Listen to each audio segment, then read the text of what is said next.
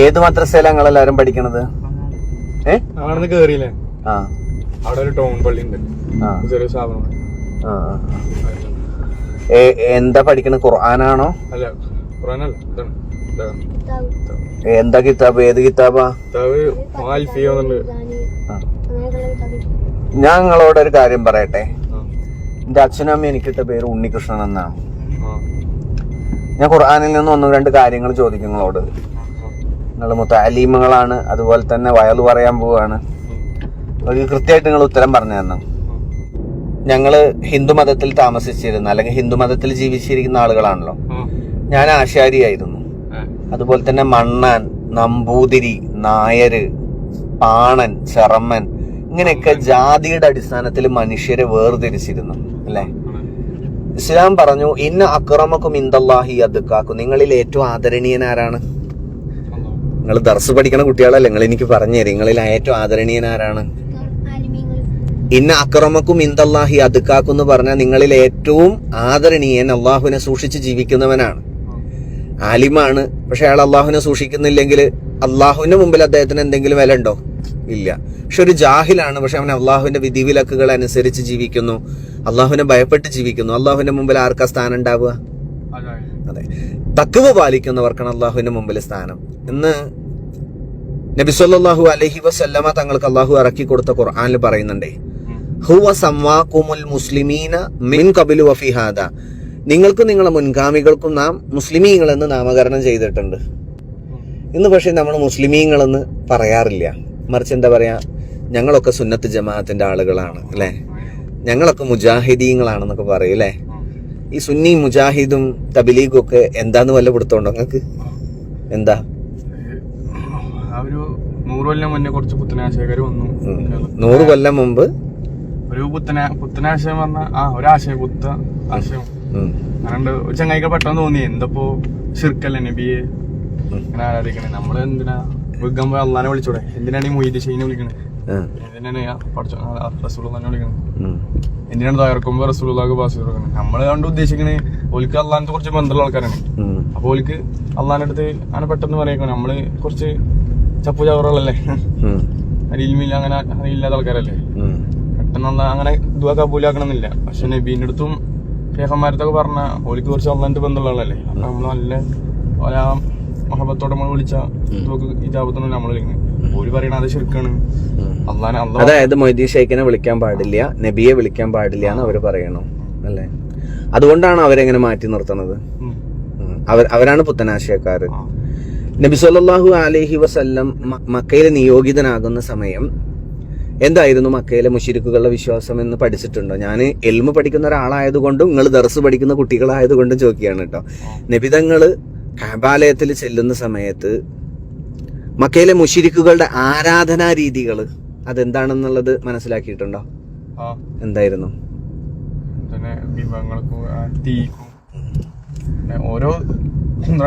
ഏകദൈവാരാധനയ്ക്ക് വേണ്ടി പണി കഴിപ്പിച്ച കഅബാലയത്തിൽ 360ഓളം വിഗ്രഹങ്ങളെ അവർ ആരാധിച്ചിരുന്നു എന്നുള്ളതാണ് അല്ലെ. സൂറത്തു സുമറിൽ അല്ലാഹു സുബ്ഹാനഹു വ തആല പറയുന്നുണ്ട്, അലാ, അറിയണം നിങ്ങൾ, അലാ ലില്ലാഹില്ലദീനുൽ ഖാലിസ്, നിഷ്കളങ്കമായ മതം അത് അള്ളാഹുവിന് മാത്രം അവകാശപ്പെട്ടതാണ്. അതായത് ദീൻ എന്ന് പറഞ്ഞാൽ അള്ളാഹുവിന്റെ വിധിവിലക്കുകളാണ്, അത് ആർക്ക് മാത്രമേ അവകാശപ്പെടുള്ളൂ? അള്ളാഹ്ക്ക് മാത്രം അവകാശപ്പെടുന്നതാണ്. വല്ലദീന തഖദൂ മിൻ ദൂനിഹി ഔലിയാ, എന്താ പറഞ്ഞാന്ന് അറിയോ? നിങ്ങൾ എത്ര കാലമായി ദർസ് പഠിക്കൽ തുടങ്ങിയിട്ട്? വല്ലദീന തഖദൂ മിൻ ദൂനിഹി ഔലിയാ എന്ന് പറഞ്ഞാൽ അള്ളാഹുവിന് പുറമെ ഔലിയാക്കളെ കാര്യകർത്താക്കളായി സ്വീകരിച്ച ആളുകൾ അവരെന്താ പറഞ്ഞിരുന്നത് എന്നറിയോ? മാ നഅബുദുഹും ഇല്ലാ ലിയുഖർരിബൂന ഇലല്ലാഹി സുൽഫ, ഞങ്ങൾക്ക് അള്ളാഹുവിലേക്ക് ശരിയായ ഒരു അടുപ്പം ഉണ്ടാക്കാൻ വേണ്ടി മാത്രമാണ് ഞങ്ങൾ ഇവരെ ആരാധിക്കുന്നത് എന്നുള്ളതാണ്. നമുക്കറിയാം ലാത്ത, ഉസ്സ, മനാത്ത എന്നിങ്ങനെയുള്ള പല വിഗ്രഹങ്ങളും രൂപങ്ങളും ഒക്കെ അവിടെ ഉണ്ടായിരുന്നു. അവിടെ ജീവിച്ചിരുന്ന മഹത് വ്യക്തികളായ ആളുകളെ പോലും അവരെന്ത് ചെയ്തിരുന്നു? രൂപങ്ങൾ ഉണ്ടാക്കി അവർ ആരാധ്യന്മാരാക്കി സ്വീകരിച്ചിരുന്നു എന്നുള്ളതാണ്.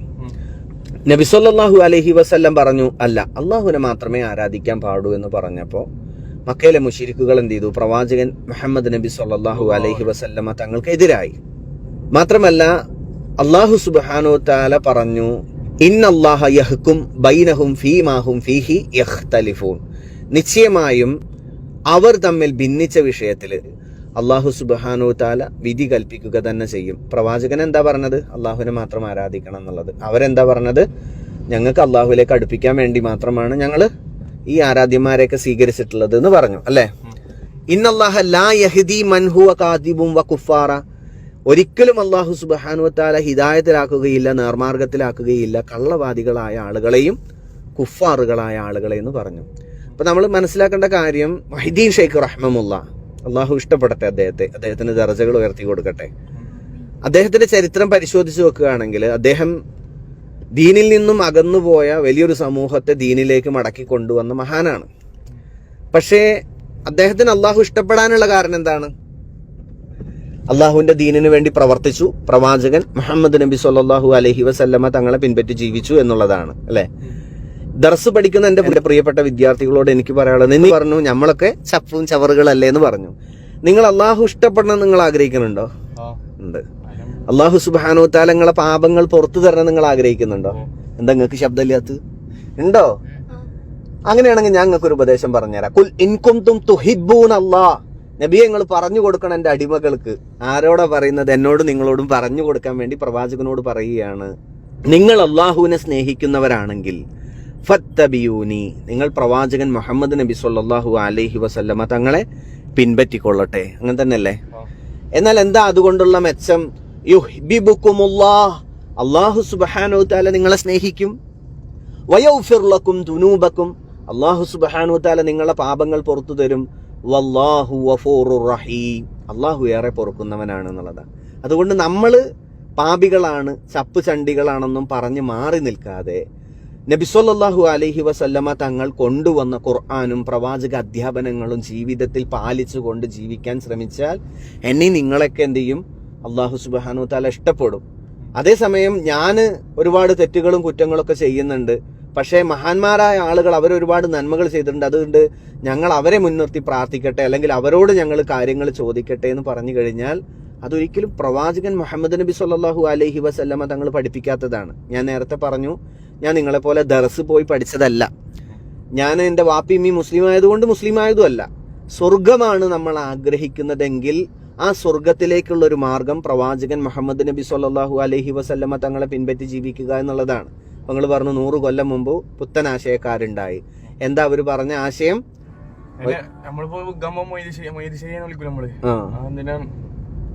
അള്ളാനെ വിളിച്ചാ പോരേന്ന് ചോദിച്ചു.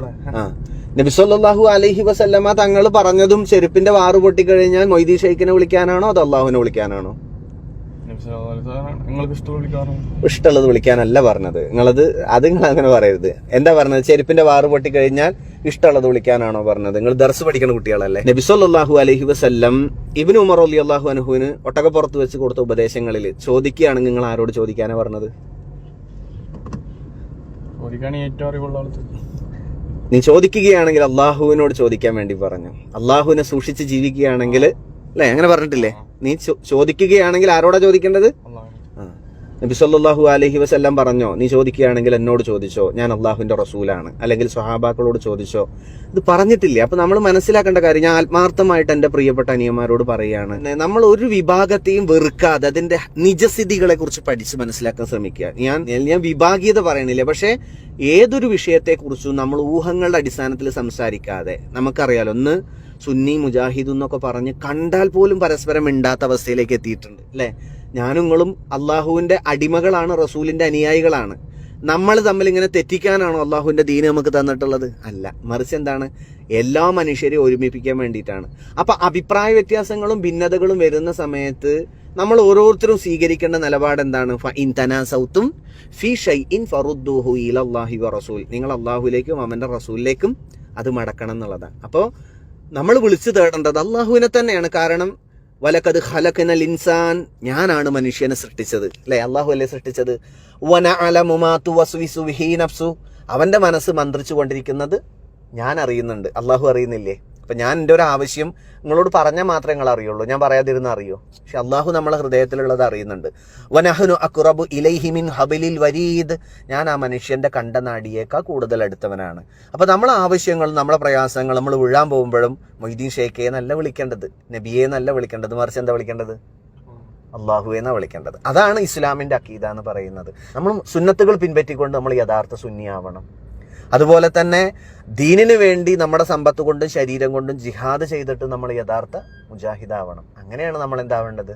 യഥാർത്ഥ മുജാഹിദും യഥാർത്ഥ സുന്നിയൊക്കെ ആവേണ്ടത്. അല്ലാതെ ഞാൻ ജനിച്ചപ്പോൾ എൻ്റെ ഉപ്പിമ്മി സമസ്തക്കാരായിരുന്നു, അല്ലെങ്കിൽ ഞങ്ങൾ സുന്നികളായിരുന്നു, ഞാൻ ജനിച്ചപ്പോൾ എൻ്റെ ഉപ്പിമ്മിയൊക്കെ മുജാഹിദീങ്ങളായിരുന്നു പറഞ്ഞുകൊണ്ട് നമുക്ക് സുന്നിയാവാനോ മുജാഹിദാവാനോ പറ്റുമോ? ഇല്ല. നമ്മുടെ ജീവിതത്തിൽ എന്ത് ചെയ്യണം? മാറ്റങ്ങൾ ഉണ്ടാക്കാൻ നമ്മൾ തയ്യാറാവണം. അല്ലെ? ഞാൻ പറഞ്ഞതിൽ എന്തെങ്കിലും തെറ്റുണ്ടോ? ഉസ്താദുമാരെ ഞാൻ പറഞ്ഞത് അറിവ് കിട്ടണം എവിടെയെങ്കിലും ഈ ഒരു പറഞ്ഞ ആശയം ഒരു സംശയം ഉണ്ടായിരുന്നു ആ കാര്യത്തിലൊരു സംശയം ഉണ്ടായിരുന്നു. ഇപ്പൊ നിങ്ങൾക്ക് അത് ഉറപ്പായില്ലേ? വ്യക്തമായില്ലേ? അപ്പൊ നമ്മൾ സങ്കടവും പ്രയാസവും വന്നു കഴിഞ്ഞാൽ ഇനി ആരെ വിളിക്കുള്ളൂ? മൊയ്തീൻ ഷെയ്ഖിനെ വിളിക്കുവോ? നബിയെ വിളിക്കുവോ? ഉറക്കെ പറയും. ബാറക്കല്ലാഹു ഫീക്കും. അല്ലാഹു തൗഫീഖ് ചെയ്യട്ടെ. ആ വിഷയത്തിൽ തന്നെയല്ലേ നിങ്ങൾക്ക് സംശയം ഉണ്ടായിരുന്നത്? വിളിക്കാൻ പാടുമെന്ന്. പ്രിയപ്പെട്ട സഹോദരങ്ങളെ, നമ്മൾ ഈ റമദാൻ മാസത്തിൽ അള്ളാഹുവിനോട് കാര്യമായിട്ട് തൗബ ചെയ്യുക. നിങ്ങൾ പറഞ്ഞില്ലേ, ഇൽമ നേടുക, അറിവ് നേടുക എന്നുള്ളത് അള്ളാഹു തരുന്ന ഏറ്റവും വലിയ അനുഗ്രഹമാണ്. അറിവുള്ളവർ മാത്രമേയാണ് അള്ളാഹുവിന് ഭയപ്പെടുള്ളൂ. ആ ആത്മാർത്ഥമായിട്ട് 5 നേരവും നമസ്കരിക്കുമ്പോൾ ഇഹ്ദിന സിറാത്തൽ മുസ്തഖീം, അള്ളാഹുവേ എന്നെ നീ മുസ്തഖീമായ മാർഗത്തിലേക്ക് എത്തിക്കണേ.